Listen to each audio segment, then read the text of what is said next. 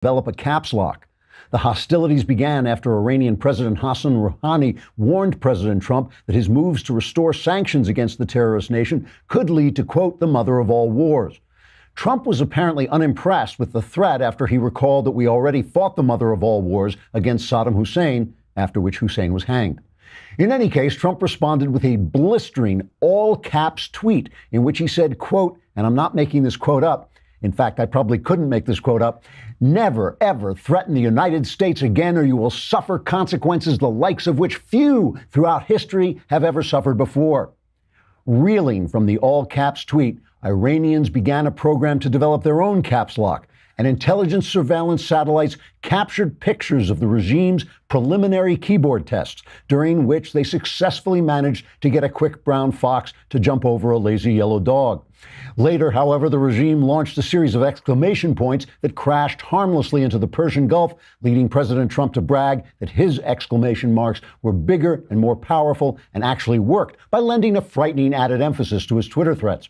Nonetheless, observers are concerned the Twitter war between the two nations might continue to escalate, especially after it was revealed that former President Obama, or Bahama, whatever the hell his name is, it's hard to remember now that his legacy has imploded like a light bulb smashed into the pavement. But in any case, it was revealed that the former president secretly delivered an entire case of capital letters to Iran, which is just one more of the many reasons we're glad President Banana is gone. All caps, exclamation point. Trigger warning, I'm Andrew Klavan, and this is The Andrew Klavan Show.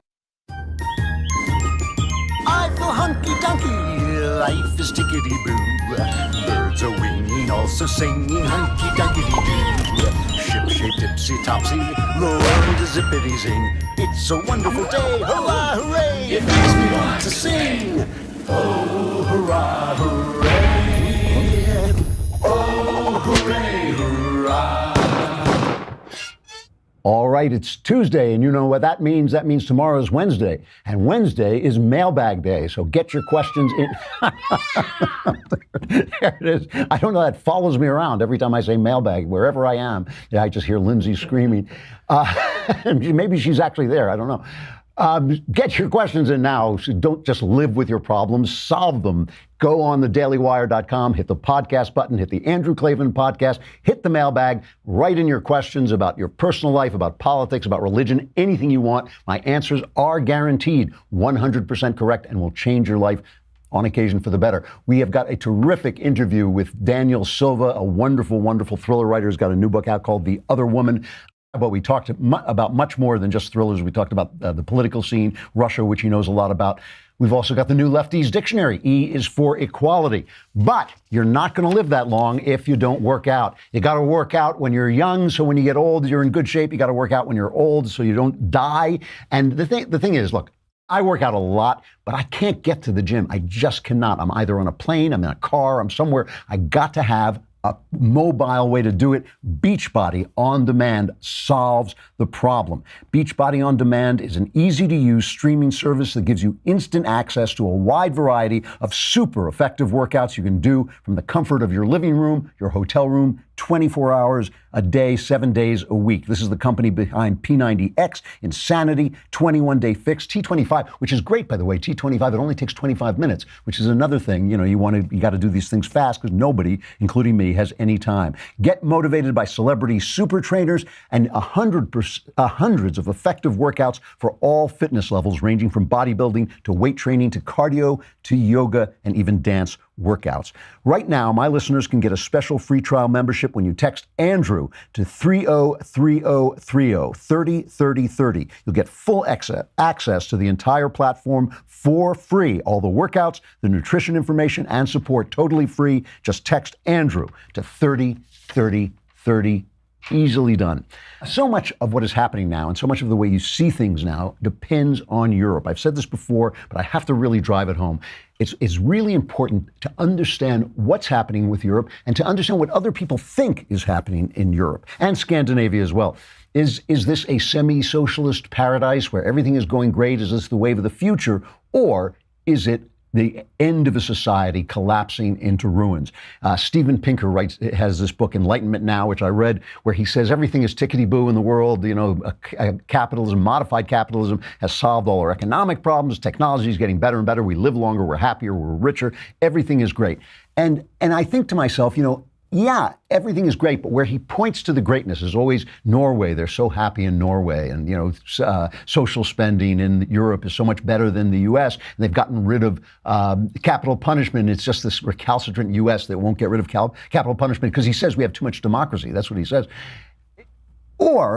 Or he's pointing at countries that are essentially dying. You have these other books by people like Mark Stein, obviously, Douglas Murray's Strange Death of Europe, which if you haven't read, you really should. A great novel, Submission by Michel Houellebecq, where he imagines the Muslim takeover of France. And it's not like a disaster movie. It's not like an action movie. It's just done very, very plausibly. And he sort of points out that the spirit of Europe, and Douglas Murray points this out too, the spirit of Europe is dead. And this is the way I see it. What I think is no matter what is going on right now, and that, Europe has all kinds of problems. Walter Russell Mead, the guy I've been touting in the Wall Street Journal as the new Charles Krauthammer, because I really think he's a terrific observer of both the Trump administration's foreign policy and foreign policy. He says, he talks about the fact that Russia, all the panic about Russia, it's really not as important as what's happening in Europe. He says the West is in crisis because Europe is weak. Some of the continent's difficulties are well known. France foolishly imagined the euro would contain the rise of the newly united Germany after the Cold War. In fact, it has propelled Germany's unprecedented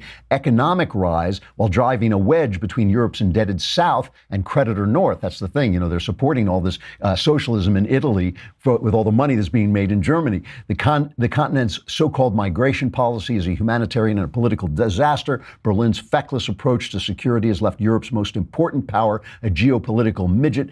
And he goes on to say that they have failed to incorporate the newly freed Eastern Europe countries freed from the Soviet tyranny into the West.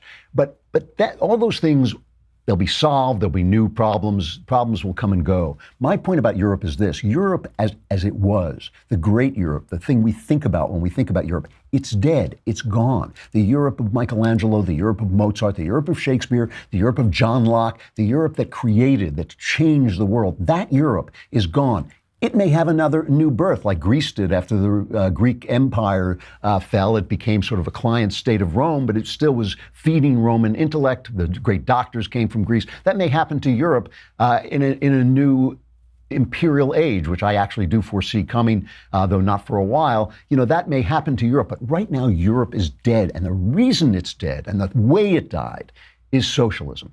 The socialism kills countries. It takes God out of the equation, and without God, countries die. It takes 70 years. For 70 years, everybody's happy because decadence is great, especially for the elite. Decadence really works well for the elite. But finally, after 70 years, about a generation, you have a country that has bled of its spirit, bled of its history, estranged from its history, estranged from its patriotism, and nothing important is coming out of Europe anymore. And like I said, it may reinvent itself, but socialism is what does it.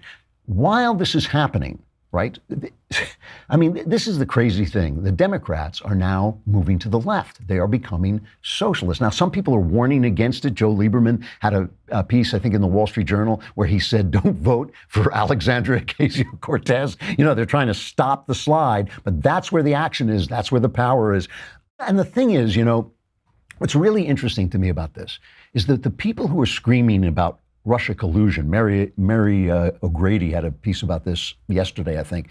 The people who are screaming about Russia collusion, the Democrats, are the same people who have supported the place where Russia is really harming us. Russia isn't harming us with hacking and all this stuff. I mean, they do some damage, but come on, that's not what really affects our elections. They're not really very powerful. Russia's not really very powerful in Europe. But the one place where you can still see a lot of Russian influence is in Central and South America. And there they have been very destructive. Usually they work through Cuba. And Remember how the left was cheering when Obama went to Cuba? Oh, how wonderful. Barbara Walters went over and said, Fidel Castro, what a love. One of the reporters, the lefty reporters, was sleeping with Castro. I mean, this guy has a worse a worse record of locking up journalists and locking up dissidents than even Putin has. And Putin's record is bad, but Putin is supporting Castro's efforts in South America and Central America. We know what's happening with Venezuela.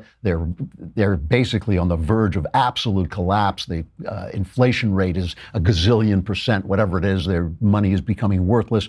The people are eating, catching animals to eat in the street. They're eating garbage. And this is a country where lunch grows on the trees, pal. This is a country that should be thriving, had oil, it had everything. And while everybody was applauding, it fell apart. But now Nicaragua is also, and these governments, these socialist governments, have been implanted by, supported by Cuba, which is in turn supported by Russia. If you want to talk about Russian meddling, if you want to talk about Russian collusion, that's where it's going on. In Nicaragua right now, Daniel Ortega. And let's remember, Daniel Ortega was the sweetheart of the left, okay? Do not forget this. Bernie Sanders loved him some Daniel Ortega. Bill de Blasio in New York loved him some Daniel Ortega. John Kerry loved Daniel Ortega. And listen, on the right in South and Central America, there have been tyrants. So sometimes the United States has found itself supporting tyrants to keep the communists out. And that was especially important during the Cold War, right? Because Russia was trying to take the place over, take the world over. That was the point of the Soviet Union's slave empire, was to enslave the entire world. So even when we had to support bad guys like we did with the Contras, we were supporting them to keep the communists out. If you go back, some people don't remember Ronald Reagan. We think of him as this terrific president, which he was. But his worst scandal was this thing, the Iran-Contra scandal. It's still unclear whether Reagan himself had anything to do with it. But people in his administration were trying to funnel arms to the Contras in Nicaragua to keep Daniel Ortega and the Sandinistas out. And the reason they had to break the law to do it was the Democrats had passed a law saying you cannot support this government. We want Daniel Ortega in there, okay? And again, both sides were bad, but the communists were worse because the communists were the long arm of the Soviet Union. That's why we were doing it. The Democrats were supporting it. They still support Ortega. 3 months ago, Nicaragua exploded. Is this being covered? No, of course not. And Ortega has set loose his forces. They call them the paramilitaries. When you hear the paramilitary, these are his guys. There was a tax increase, but you know what it is. It's Ortega is constructing a regime that will last past his death. He's going to hand it on to his wife. He's basically becoming king. When I talk about socialism being slavery, that's not hyperbole, because I understand you think, well, it works in some countries. It's always slavery, and all ideas eventually expand to fulfill their own logic. When you say that the money you save, the time you spent working, belongs to the state, ultimately the state becomes everything. So it always comes, like I said, it usually takes about 70 years, but usually it becomes a tyranny. And that's what's happening in Nicaragua. The people are rebelling. Snipers are picking them off, the protesters off. This is what happened in Venezuela, by the way, with Cuba's help. With Cuba's help, they went out and crushed the student riots. The students in our country, they go out and say, oh, I had a microaggression, I'm going to protest. And everybody says, oh my, a microaggression, we must do something about that. Here, a sniper kills you, picks you off the roof. Here in Nicaragua, when you say, oh, I want to be free, it picks you off the roof. Now, the left has a way of doing this. They ignore it. They pretend it's not happening. Here is kudos to CBS News, which last night finally covered. One of the enemies, of course, of the socialist, the communist state is always the Catholic Church. The Catholic Church is always fighting to get these people out, or usually it is, or should be, and it is in Nicaragua. So Ortega is going after the Catholic churches and riddling them with bullets. So here, just listen to CBS. Here's the guy reporting from the street. You can tell that he's lost his objectivity. He's gotten very passionate in support of the protesters. Here's CBS. The Ortega regime accuses the protesters of inciting violence that has taken the lives of national police, who claim they were simply trying to restore the peace.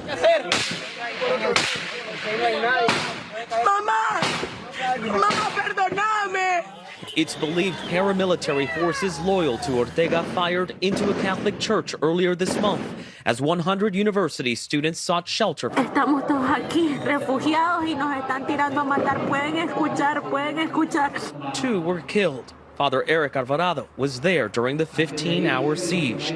Tell us, if you can, what happened that day. Yo lo describiría como el peor día de mi vida. The worst day of your life. He showed us where the bullets pierced the church's icons. Jesus He's with us. is with you, no matter how bad it gets. An unbelievable report that you see the church, if you're just listening, you see the church riddled with bullets, Jesus Christ riddled with bullets with Sandinista. That's CBS reports, and good for them for finally putting it up there. Here's ABC and NBC reporting on it last night. Yeah, nothing. And you know where the best report came from? Evil Fox News. You know, God bless Bret Baier. No kidding. The sight, when you look at Bret Baier, the sight of a journalist actually doing his job is so shocking that you sit there and go like, oh, I remember now. I remember what journalism is supposed to be. And Bret Baier and his team, obviously guided by him, really, they report the news every night. And it's the only place where you can actually get a real report on the news. You know, you just compare it to Jim, look at me, I'm Jim Acosta, screaming questions that don't mean anything and sitting around with a stern face and lecturing Donald Trump about who he's supposed to be. Bret Baier just reports the news. Their old slogan, we report, you decide. He actually sticks to that, and it is really an amazing show. So God bless him. Bret Baier has Daniel Ortega on, and he goes after him on everything. And it's wonderful. The questions were even better than the answers, because you just know these communist dictators, they sit there with a bland line. Putin does the same thing. But play cut number 3 as Baier asks him about the Catholic Church. The Catholic Church believes they're under attack by pro-government forces. We've seen the images. We've seen the video. You have the auxiliary bishop in Managua tweeting out, the government of Nicaragua crosses the limit of inhuman and immoral. The international community cannot be indifferent. This is a bishop in Managua. Obviously, the Catholic Church believes they're under attack from you. Well, that responds to a certain way of thinking. Ever since the bishop came to Nicaragua, he's been saying the same thing. Why wasn't he here during the war? He wasn't in the country during the war. He was in Rome. There's not a single priest that we're persecuting. There's not a single priest who can claim that he's been attacked by the government, by the government officials. The church is provided with all kinds of facilities, and the Episcopal Conference, we have no problems with the Catholic Church. Yeah, we got no problems with the Catholic Church. You know, all right, a couple of priests riddled with bullets, you know, the occasional killing. But, you know, it's not a big deal. All these guys are exactly the same. But this is what gets me. When, you know, a while back, we don't have it racked up right now, but a while back we played an old clip of Bernie Sanders in 1985. Where he said, yeah, some people say it's bad when they have bread lines in communist countries. They say it's bad, but it's good because other places they're starving. They're starving, and only the rich people eat. So that was after his trip to Nicaragua. That was in praise of Daniel Ortega, this clown who is now murdering his own people as they protest his communist tyranny.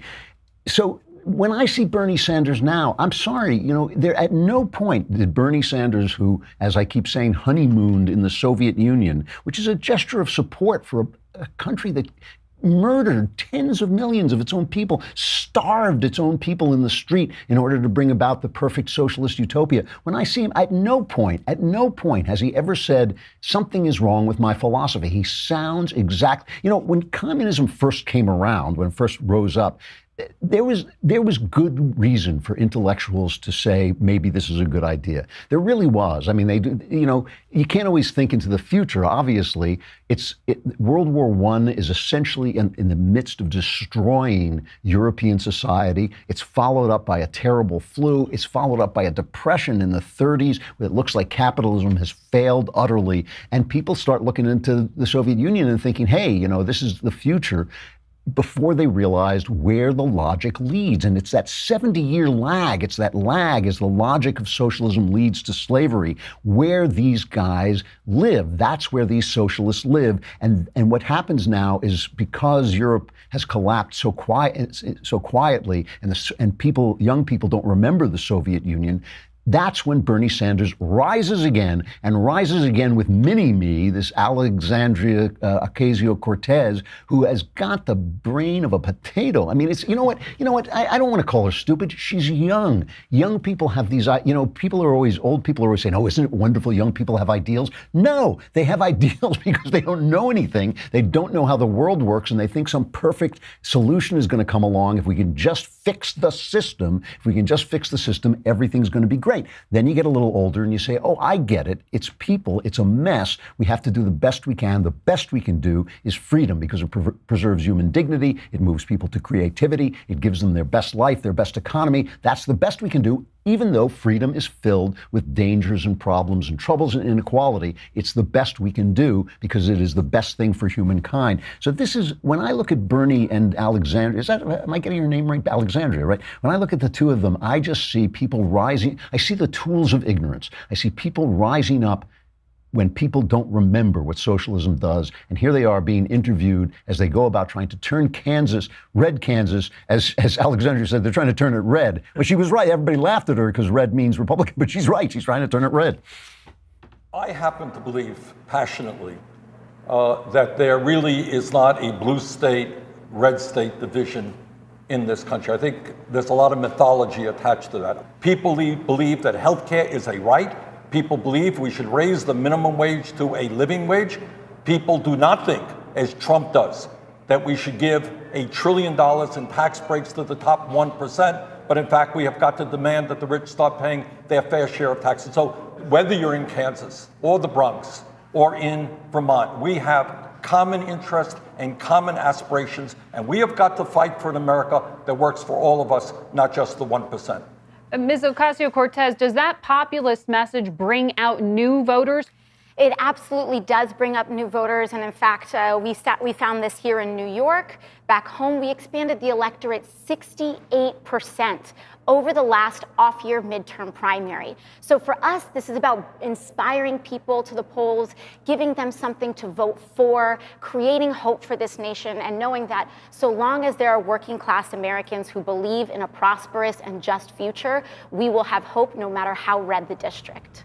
Everything they say in that is incorrect or wrong. Of course, people want free this and free that, but who pays for it? The socialists never talk about that. They never talk about where the money comes from. Whenever you hear Bernie Sanders say, "I happen to believe," it's a rhetorical quirk he has, which is supposed to communicate that he's speaking from the depths of deep morality. But in fact, everything he says after that makes no sense whatsoever. So the communists are the right-wing.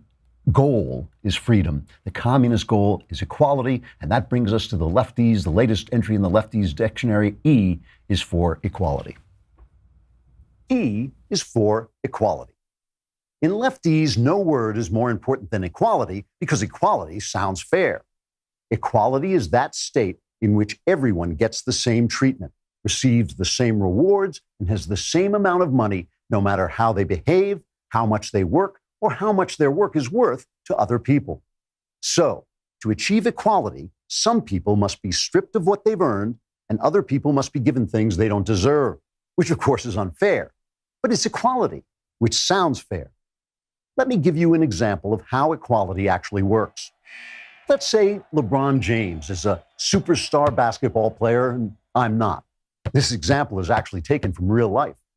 LeBron James will be able to score many baskets for his basketball team, whereas I will not be able to score any baskets.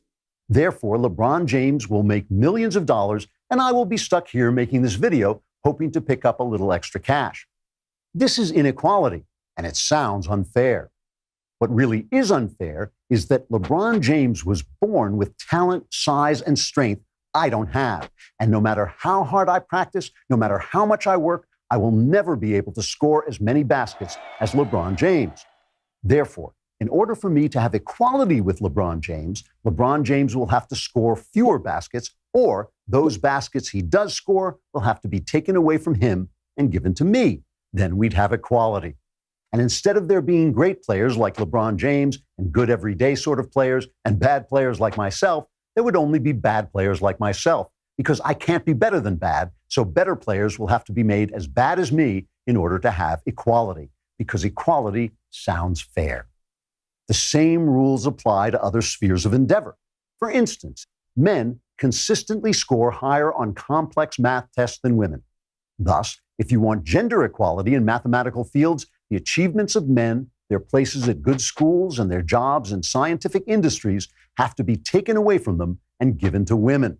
Then our schools will have weaker math departments, and our industries won't do science as well as they used to, and men will not get what they've earned, and women will be given what they don't deserve.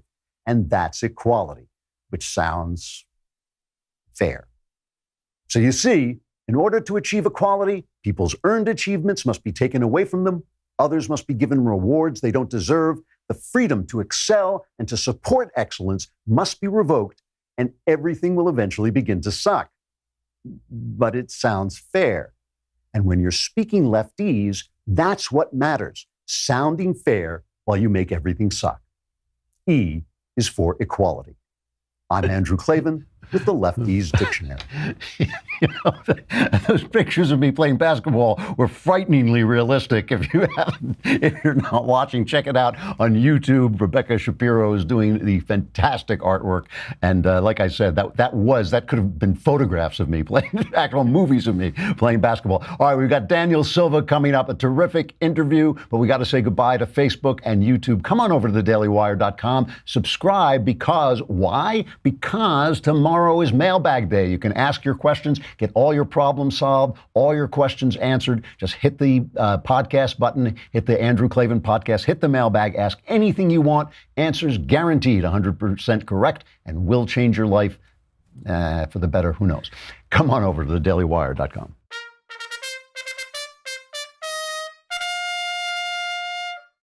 Daniel Silva, I got Daniel Silva's middle book for my birthday because I started late, so I'm not up to his latest book now, but he is, of course, the award-winning #1 New York Times bestselling author of 1 million thrillers, including The Unlikely Spy, The Mark of the Assassin, Marching Season, The Kill Artist, many more. He's been called his generation's finest writer of international intrigue and one of the greatest American spy novelists ever. His latest book is The Other Woman. It's out now, and it continues the story of Gabriel Allon, the legendary art restorer and assassin who serves as the chief of Israel's vaunted secret intelligence service.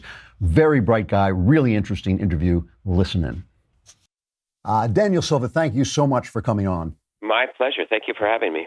You know, I don't read a lot of series. After the first 2 episodes, I usually find that I've figured it out and I don't want to go on. I am very deep into the Gabriel Allon series, and one of us is going to have to die before I stop, either you or me. And I think part of it is just my fascination with this character. Can you tell my audience exactly who Gabriel Allon is? Well, he is an Israeli intelligence officer, assassin. He now serves as actually the head of Israeli intelligence. I never use the word Mossad in the series. I refer to it as the office. And once upon a time, he worked undercover. His cover job was that he was an art restorer. He was and is one of the world's finest art restorers. So he has 2 very different sides to his character. And the series has a very strong art component to it that's been there from the beginning. And I have now written, believe it or not, The Other Woman is the 18th in the series. I never imagined it would. Well, first, I mean, he was never supposed to appear in more than 1 book, so let's get that right out there. He was supposed to appear in 1 book and 1 book only, so obviously no one is more surprised by the longevity of this character than the person who created him. You know, I want to talk about some of the themes that I think the character brings up, but let's talk about the new book, The Other Woman, first. What is he dealing with this time? Well, he's dealing with the Russians, and you know, within those 18 books is a subset of novels of Gabriel Allon's conflict with the Russian intelligence services and a Russian leader who looks and acts a great deal like Vladimir Putin. And in this novel, he is searching for a Russian mole that the Russian intelligence has inserted somewhere into the upper reaches of Western intelligence. And that search actually takes him backward in time to the worst case of treason and treachery in the 20th century, and that's the case of Kim Philby, the British double agent. You know, it's really interesting. I sometimes joke that, because Gabriel Allon is going after the enemies of the Jews, which is just about everybody, I sometimes joke that he would kill an innocent Dutchman just to avenge Anne Frank, which is one of the things I really enjoy about him. But a lot of times he's taking on ISIS and he's taking on the Islamists. Why'd you go? I mean, obviously Russia's in the news right now a lot. Why did you go for Russia this time? Oh, it was, I just felt that this year that Russia was going to be so timely and topical. I felt that the second year of the Trump administration, that it was going to be very important as the Mueller investigation started to near its conclusion, and frankly, as I thought that world events would unfold in such a way that Russia was going to be very important.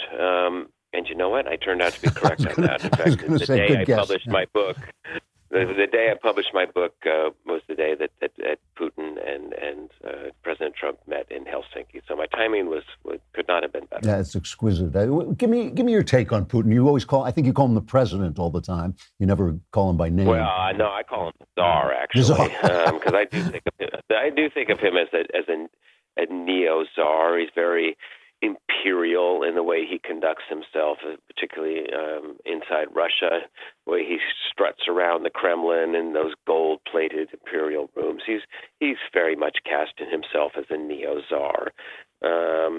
And what I think about Putin is that he's a cold-blooded, stone-cold killer who leads a kleptomaniacal regime that is very dangerous, and he's made no secret of his ambition. He wants to restore the territorial integrity of the old Soviet Union. He wants to push NATO and the West away from Russia's borders. He wants Russia to be the dominant power in Eastern Europe, which is the Russians call the near abroad. He wants to compete with the United States for global power. And I must say, as without getting bogged down in the politics and what happened and why, I thought that Vladimir Putin it looked like the most powerful man in the world in Helsinki last week. He is incredibly good at maneuvering what is essentially a weak state into a position of strength. It's really it's you know impressive. What? People say that all the time and about Russia, a weak state, and fair enough. The economy is about 1/10 the size of the United States. It's got demographic problems. It's got, its technology is lagging. But when you have cyber, cyber is a great equalizer, and Vladimir Putin uses his intelligence services very skillfully. And the Russians have developed a new type of warfare that they refer to as hybrid warfare. They're never going to take us on directly. They're going to use this kind of hybrid warfare that is a combination of information warfare and black propaganda and provocation and instigation and meddling. And they're going to do it slowly and skillfully. And I must say, I mean, if you look at the situation right now, there's no other way to say it. They have probably succeeded beyond their wildest imaginations. I mean, our political system, as of this week, is a smoldering wreck. I never thought I would live to see the day where the New York Times on the front page wrote an article wondering whether the President of the United States was a traitor or a Russian asset. I mean, this is where we're at.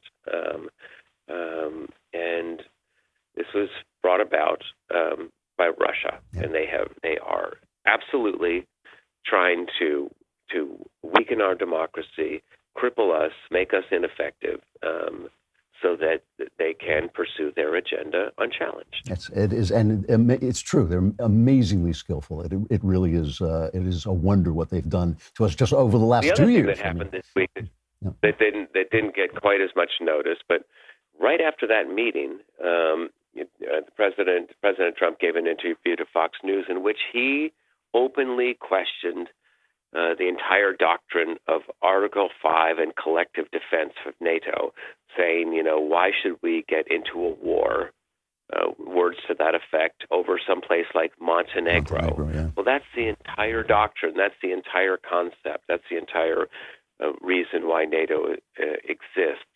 And I've been asking this question for some time. How would NATO respond to a true Article 5 crisis? And I think we got a pretty clear answer this week in Brussels and in that interview that the president gave to Fox News that I'm not, we might not rush to the defense of a power that came under Russian assault. Yeah, it is always this terrible balance between defending the world and not going into a kind of World War I domino situation at the same time. Correct. Yeah, absolutely. I have to ask you. I have to ask you about some of the things the deeper themes that really appeal to me in these books. I know the themes are sometimes something a writer does intentionally, and sometimes they just kind of grow out of him naturally.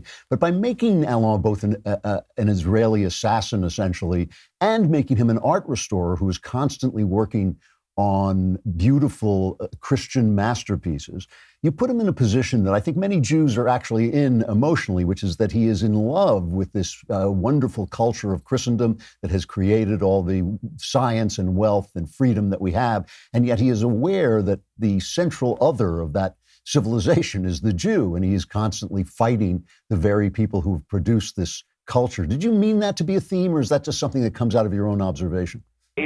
It just came in naturally. He's not fighting, and just be careful, he's not fighting Western Christendom. He is by no means. And quite by accident, he formed a very powerful and important bond with the Vatican, and that is, as I have explored through numerous books. And I guess that it's maybe wishful thinking and hope and aspiration on my part that the Roman Catholic Church and Judaism could find some sense of reconciliation to this long divide. And Gabriel Allon and his relationship with a character named Monsignor Luigi Donati and the Pope himself sort of represent that. Yeah, that is. I was but just. He does spend a lot of time. He does spend a lot of time in Catholic churches, restoring paintings and working on Christian imagery. And in the same way that you're very honest about some of the things that Israel has done that have not always been as nice as we would like them to be, you're very honest about the church being both sometimes a friend to the Jews and oftentimes an enemy. It really just puts him in this really very realistic position. The very fact that you have a hero who's an assassin sort of speaks to a kind of attitude of realpolitik. I mean, that that people like this are necessary. Is that fair to say? Sure. And now that man is the head of the office, or Israel's Secret Intelligence Service. And if you look at a previous head, a man named Meir Dagan, his career started in almost exactly the way Gabriel's did. So there are very obvious similarities between Meir Dagan and Gabriel Allon. Meir Dagan could actually paint a little bit too. Gabriel's a much better painter than Meir.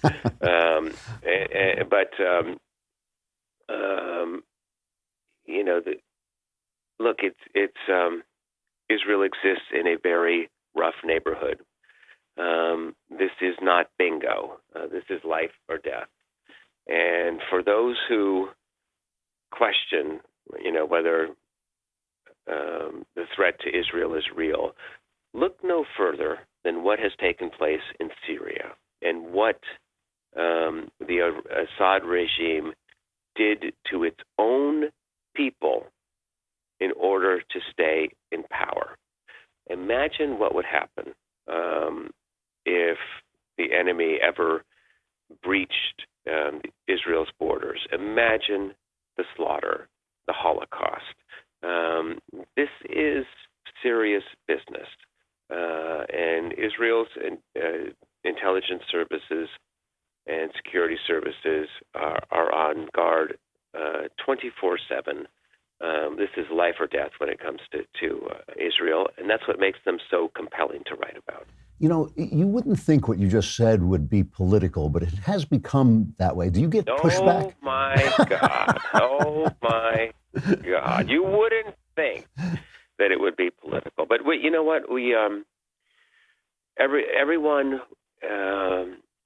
as we like to say in our household, my wife is a journalist. She works for CNN. Outrage is the coin of the realm. Everyone is right now is outraged about everything, and that's the way you communicate online, and that's the way you communicate on cable television. You have to be outraged about things, and frankly, outrage is the coin of the realm when it comes to politics. Everyone is outraged at everyone else at the other side of the aisle all the time.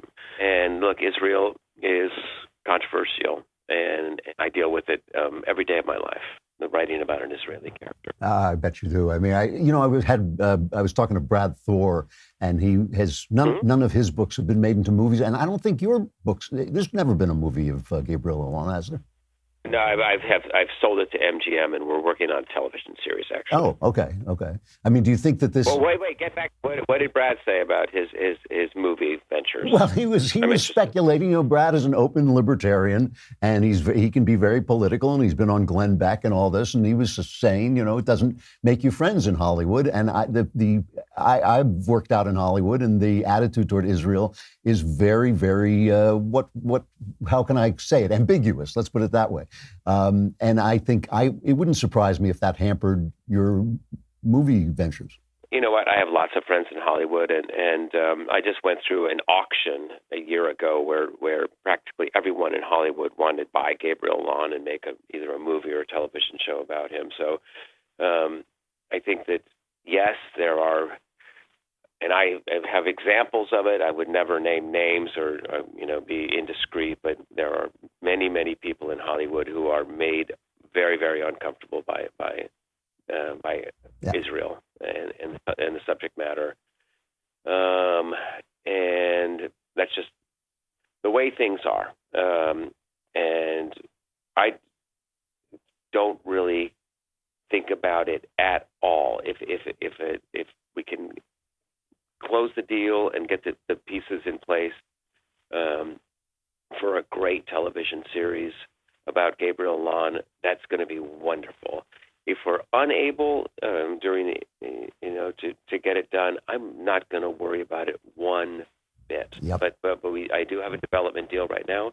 It's in development. We're working on it, and I hope it's going to happen. You know, rest assured that I made sure that I have an incredible amount of control over what's going to be done, and I kept that control for a reason. Well, I will keep a good thought. James M. Cain was once asked what he thought about what Hollywood had done to his books, and he said, they did nothing to my books. They're right over there on the shelf. So I think we still have the books no matter what happens. They're terrific. Daniel Silva, thank you very much for coming on. It's been great talking to you.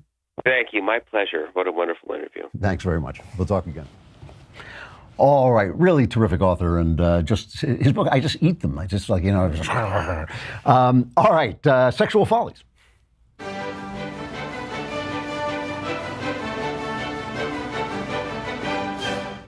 All right, I have to talk about this guy, Douglas Phase Sensor Martin, who announced he was going to split from his girlfriend, Yannette Garcia, who is known as the sexiest weather girl on earth. And here we have a picture of her and of him. And yes, he is well out-chicked, I would say. And he said, now, to be fair to this guy, the internet is ripping the guy to pieces, right? Because he says he's going to leave her so he can play Call of Duty more. Now, that's his game. That's his job, right? He's a professional video game player. And he says, for me to manage being a professional Call of Duty player, being a YouTuber, making videos, playing Call of Duty full-time, taking care of 2 dogs, having a house and going through renovations, and then also managing a girlfriend. It's like I had to pick my poison of what I wanted to spend my time and focus on. Like there's only 24 hours in a day, and he noticed he would be playing Black Ops 4 full-time while she was doing that job over there. So to be fair to him, she did take off from Mexico City. So like he's probably kind of ticked off. I mean, there's probably an underlying story here. But I gotta say, she does some exercise videos. They are as close to pornography as you can possibly get. They're just absurd. But everybody's making fun of him because she's so beautiful and he's leaving her to play Call of Duty. I'm making fun of her because he's leaving her to play Call of Duty and she's a real human being. She's actually a person who is dealing with him and he's leaving her to look at a television set. Bad idea, whether it's porn or Call of Duty. Stick with real people. They actually pay off in the long run. They're harder to deal with, but they pay off in the long run. Mailbag tomorrow. Be there. I will be there. I'm Andrew Klavan. This is The Andrew Klavan Show.